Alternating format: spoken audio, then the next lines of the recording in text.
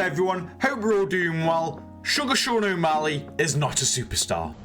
Ooh, you're hard. Now I know that his walkout song would suggest otherwise. Banger of a song, by the way, but he simply is not a superstar, or at least he is not a superstar that the UFC like to think that he is. Now, before I do get started, I do want to say I am a fan of Sean O'Malley. Don't think that I'm some big hater who's never liked Sean O'Malley. I like Sean O'Malley, fun personality, very unique, knows how to market himself, very fun to watch in the octagon. How can you not like Sean O'Malley? But I do think he isn't a big superstar. And the reason I want to bring this up is because Dana White has pretty much, he hasn't announced, but let's be honest, he low-key has, that he's going to be getting a rematch against Merab. Why?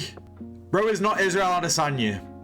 Why are we doing this? Remember when Adesanya had just won his bout back and then lost to Strickland? You know, like, so Adesanya lost to Alex Pereira, but then you're like, okay, well, he's been the man at middleweight for the past half a decade now, so fair enough, he warrants a rematch, gets the rematch, gets a win, and then loses to Strickland. But then he's lost that consecutive run of defenses and wins, so then it's just kind of like, can we really give him another title shot? Not really, but he is a big name. Again, he ran the division. We'll let him get away with it and let him go up against Dricus du Plessis, even though he's coming off a loss against Sean Strickland a year ago. Sean O'Malley doesn't even get that, though, because he's not the star that, like, Adesanya is. O'Malley is not a star. Well, actually, I'm being a bit harsh here. He's a star, but not a superstar. Not a massive, massive star, I would say. I feel like if you were to say this to Dana White, you'd be like, well, the numbers don't lie. Sorry, that's an awful Dana White impression, but you'd be like, the numbers don't lie. You know, you'll be saying, oh, the numbers don't lie. Look at his numbers for this pay-per-view and that pay-per-view, yada, yada, yada. But he's always been on stacked pay-per-views. I mean, we'll go through his resume in a second and prove that, but whenever it comes to Sean O'Malley being on a pay-per-view, it's usually a really stacked pay-per-view or something along those lines to make it seem like, oh, you know, well, O'Malley, he played a big part to those pay-per-view numbers. Well, yeah, because the card is stacked. Any UFC fan is going to get a card what is stacked. That makes sense. So we're looking at the resume of Sean O'Malley. Straight off the bat, Jose Quinones, when he came back after, I can't remember if he tested positive. Something went on, I can't remember. My vision's a bit blurry. But he came back, you know, it improved to 10-0. And this was on Adesanya Romero. And we had Joanna Jędrzejczyk taking on Zhang Weili. So that was already a stacked co-main and main 2 title fights. Nunes and Spencer, fair enough. That wasn't a stacked card from what I remember. We can actually look at these cards. That wasn't a stacked card, but it was COVID. It's fair, actually. Did have some, you know, that 3-fight run right there is quite stacked, I suppose. And it was COVID time, so people were just desperate for fucking anything. You also have, I'm sick of that popping up. You also have, Marlon Vera, when he lost, that was Miocic and Cormier, the trilogy, which had a lot of hype, and again, still during COVID. Then we didn't see him for almost a year. Comes back against Thomas Almeida. That's the rematch between Miocic and Ngannou. Quite a big fight as well. The next time we see him against Chris Moutinho, the trilogy between Poirier and McGregor, again that's a massive pay-per-view. Any McGregor pay-per-view is fucking massive. In fact, for McGregor pay-per-views, usually we don't stack them because McGregor just sells anyway, so they're like, put all the shit fights on McGregor cards.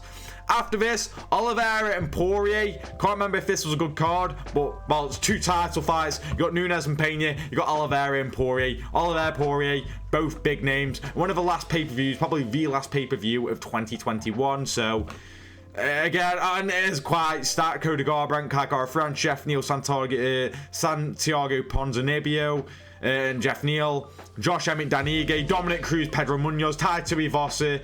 So, again, another stacked pay-per-view that he was a part of. Fuck off cookies. The PTM one, yeah, this was another stacked one with Oliveira and Makhachev. The PTM one, and that was the big name he got next. You also have just glossed over Pedro Munoz on an Adesanya card. Remember, Adesanya was quite a big name. I can't remember if this card was stacked or not. Let's have a gander. But again, well, yes, Holloway and Volkanovski is also the trilogies on that card. So, again, a very big stacked card that he's a part of. After this, we have the PTM one, the biggest name he got, so that helps anticipation. And it was on a big card. I believe it was a Saudi card. Headline, yeah, fucking look at that. Headline by Oliveira and Makhachev. You got TJ and Aljo. Dariush Gamrot. These are some big names on there, you know what I mean? So he's always been on stacked cards. I don't think Aljo and O'Malley was a stacked card, to be honest, but this was O'Malley's big fight, so of course that's going to do numbers.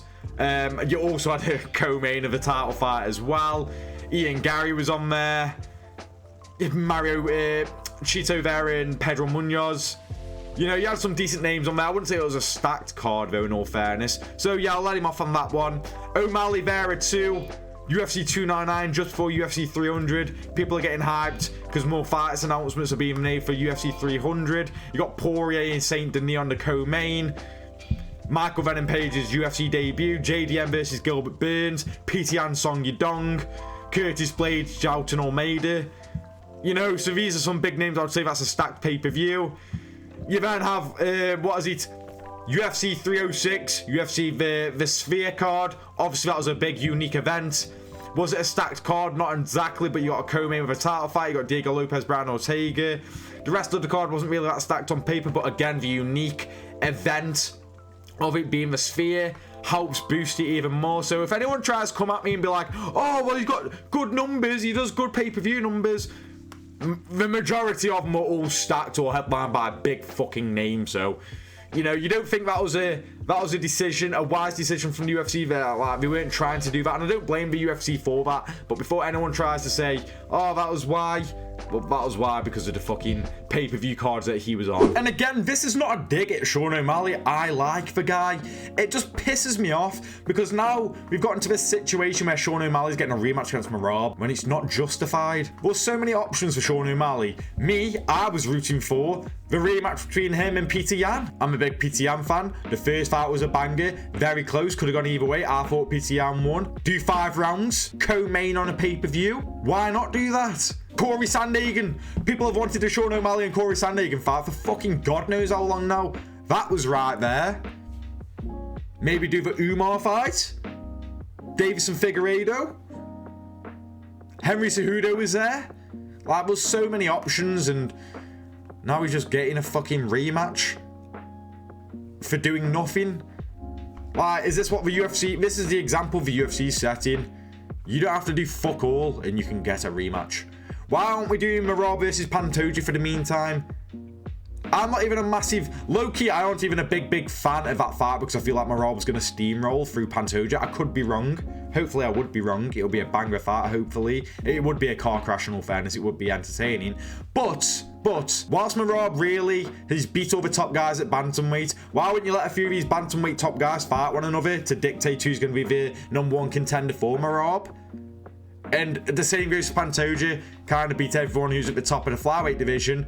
Let Merab and Pantoja fight. Whilst in the meantime, you let these flyweight contenders fight. You let these bantamweight contenders fight. And we get a #1 contender, a definitive #1 contender for both champions. That would make so much sense. But no, we're doing Merab versus O'Malley. So fucking stupid. And if anyone wants to say something like, well, Sean O'Malley, he has loads of followers on the Instagram. Ilia Topuria has more. And Ilia Topuria didn't really require as much help from the UFC as much as Sean O'Malley did. There was a lot more marketing involved with Sean O'Malley, and Sean O'Malley being put on bigger cards. I mean, we saw Ilia Topuria on a few Fight Night cards. I don't believe O'Malley's ever been on a Fight Night card. I could be wrong there, but he definitely hasn't been on many at all. And Ilia surpassed him when it comes to numbers on Instagram and shit like that. So, and he's been on the scene for a lot less time than Sean O'Malley. So, you know, if you try and make an argument, I think it'll be a stupid argument. But I know there's some people out there who like to make stupid arguments. And at the end of the day, I'm just not that bothered and interested in a rematch between Merab and Sean O'Malley. I get excited for a lot of fights. That's a fight I won't get excited for. You want your title fights to be exciting. You want your main events for pay-per-view cards to be exciting and interesting, like it was the first time. But the second time round, no, because it's not justified. Whereas if Sean O'Malley went out there and got a win against someone, maybe even 2 wins, people are like, okay, well, Sean O'Malley's been looking good recently. Yeah, I'll have a look at that. Go for it again. But considering, which is a shame as well, actually, because the build for the first one was really exciting and fun, and I feel like it could replicate that for a second one, but it's got to be done right. And it's not being done right. I don't know. What do you guys think about this? I'm done talking about it. What do you guys think? Do you think Sean O'Malley's a superstar? Do you agree with me, disagree with me? Let me know in the comments. Would you be interested in Merab versus O'Malley, even though O'Malley's not picked up a win since losing to Merab? Let me know in the comments. Thank you for watching the video, and I'll see you in the next one.